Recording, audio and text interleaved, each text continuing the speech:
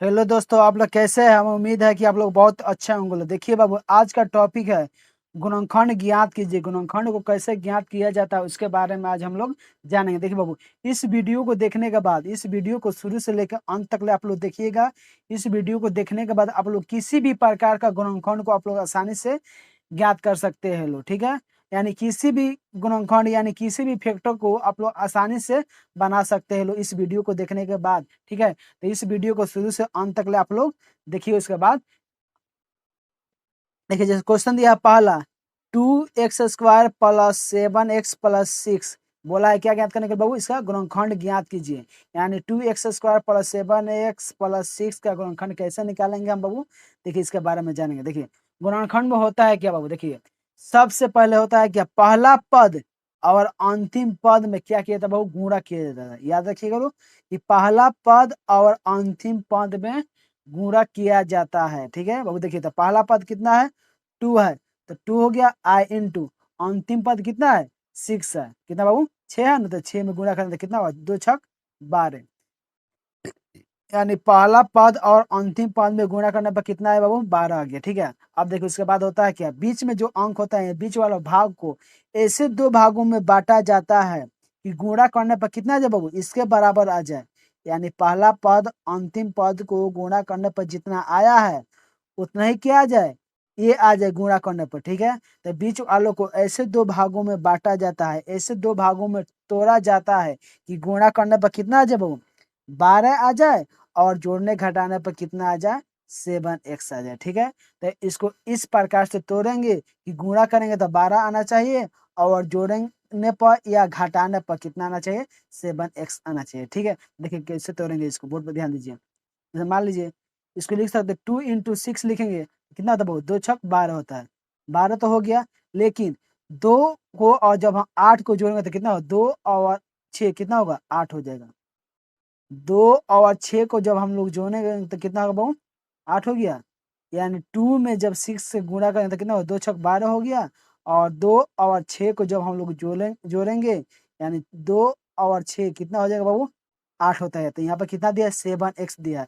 इसका मतलब इसको इस पे नहीं तोड़ सकते हैं, ये सुटेबल नहीं है, ठीक है। तो इसको छोड़ दें, फिर अगला हम ट्राई करेंगे। देखिए, तो अगला जैसे मानते इसको लिख सकते हैं हम 4 × 3, यानी जब 4 से 3 में गुणा होता है कितना हुआ? 3 चौका 12, यानी 4 तेई 12 हो गया, ठीक है। और 4 को और 3 को जो हम लोग प्लस करेंगे, यानी 4 + 3 तो कितना आ जाएगा बाबू? 7 हो गया। 7 हो गया कि नहीं? इसका मतलब इस पर सुटेबल हो रहा है, इस पे टूट जाएगा फैक्टर, ठीक है। तो देखिए बाबू, इसको कैसे सॉल्व करेंगे इसके बारे में जानेंगे। देखिए, जैसे 2x² है तो 2x² हो गया, अब प्लस है तो प्लस हो गया। अब 7x को क्या तोड़े हैं बाबू? 4 + 3 पर तोड़े हैं। यानी 4 और 3 कितना होता है? 7 होता है। तो इसके बदले में क्या लिखेंगे हम? 4x + 3x हो गया। अब +6 है तो +6 हो गया। समझ में? देखिए बाबू, पहले कितना पद था? 1 2 3 पद था, और तोड़ने बाद कितना पद हो गया? 4 पद हो गया। एक पद बढ़ जाता है, ठीक है। 1 2 3 4 पद हो गया, ठीक है। यहाँ तक समझ में आया? क्लियर है कि नहीं? ये बाबू, फैक्टर को फिर से बता रहे, फैक्टर को तोड़ने के लिए यानी गुणनखंड ज्ञात करने के लिए सबसे पहले क्या होता है? पहला पद और अंतिम पद को गुणा किया जाता है। गुणा करने के बाद जितना आता है, फिर क्या करें? बीच में जो अंक होता है, बीच वाले भाग को ऐसे दो भागों में तोड़ा जाता है, यानी ऐसे दो भागों में बांटा जाता है कि गुणा करने पर कितना आ जाए? इसके बराबर आ जाए, या जोड़ने या घटाने पर बीच में जितना अंक रहता है उसके बराबर आ जाए। तो बीच में कितना है? 7x आना चाहिए। गुणा करने पर 12 आना चाहिए, और जोड़ने या घटाने पर कितना चाहिए बाबू? 7x आना चाहिए, यानी 7x आना चाहिए। तो हम तोड़ दिए। 4 और 3 में जब गुणा करेंगे तब 12 होगा, 4 3 12। 4 और 3 को जब जोड़ेंगे तो कितना होगा? 7x होगा। यहाँ तक क्लियर हो गया? समझ में आया कि नहीं? देखिए, जैसे आगे चलिए। अब बाबू आता है यहाँ पर कॉमन की बात। देखिए, तो कॉमन उसी को लिया जाता है जो दोनों में शामिल रहता है। देखिए, इसमें दोनों में से कॉमन लेंगे, और फिर इसके बाद ये दोनों में से कॉमन लेंगे। देखिए, कॉमन उसी को लिया जाता है जो दोनों पदों में क्या होता है? शामिल होता है, ठीक है। तो बोर्ड पर ध्यान दीजिए।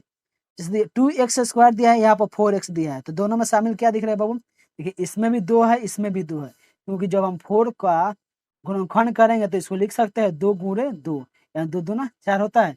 यानी 4 में कितना 2 है? 2 2 है। यहाँ पर 2 है, और यहाँ पे भी 2 है, तो दोनों में से हम 2 कॉमन ले लिए।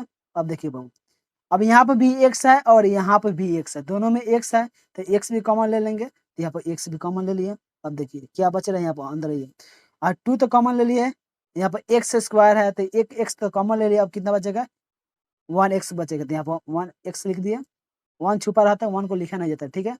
फिर प्लस है तो प्लस हो गया। उसके बाद देखिए बाबू 2x तो कॉमन ले लिए, तो देखिए 2 दूना 4, यानी 2, इसमें 4 में कितना x होता है, 4 में 2 2 होता है ना।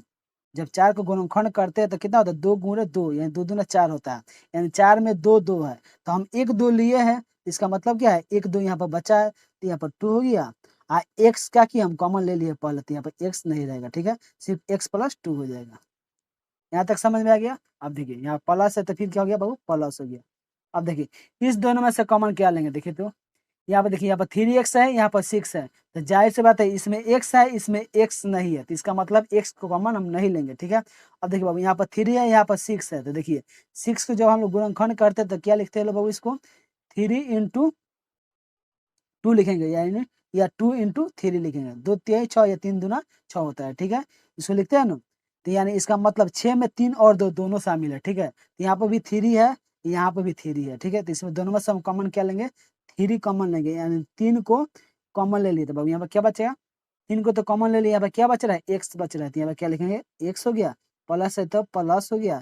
अब 3 दूना 6, यानी जब 6 का गुणनखंड करते हैं तो कितना होता है, 3 इंटू 2 होता है, तो 2 3 क्या किए कॉमन ले लिए, तो क्या बच रहा है, 2 बच रहा है, यहाँ कितना हो जाएगा, 2 हो जाएगा। एकदम जीरो लेवल से बता रहे हैं बाबू आप लोग को, ठीक है। देखिए देखिए फैक्टर में एक और होता है, इसको याद रखिएगा इस बात को, कि जो ब्रैकेट में आता है उस दोनों में सेम पद आना चाहिए, तभी जाकर आपका फैक्टर क्या होगा, सही होगा, यानी गुणनखंड आपका सही होगा। यानी यहाँ पर x प्लस 2 है तो यहाँ पर भी x प्लस 2 होना चाहिए, यानी यहाँ पे भी x प्लस 2 आएगा तो समझिए आपका गुणनखंड सही है, अन्यथा गलत है। तो x प्लस 2 यहाँ पर भी है, x प्लस 2 यहाँ पर भी है, यानी दोनों में क्या है, सेम पद है, इसका मतलब गुणनखंड आपका क्या है, सही है।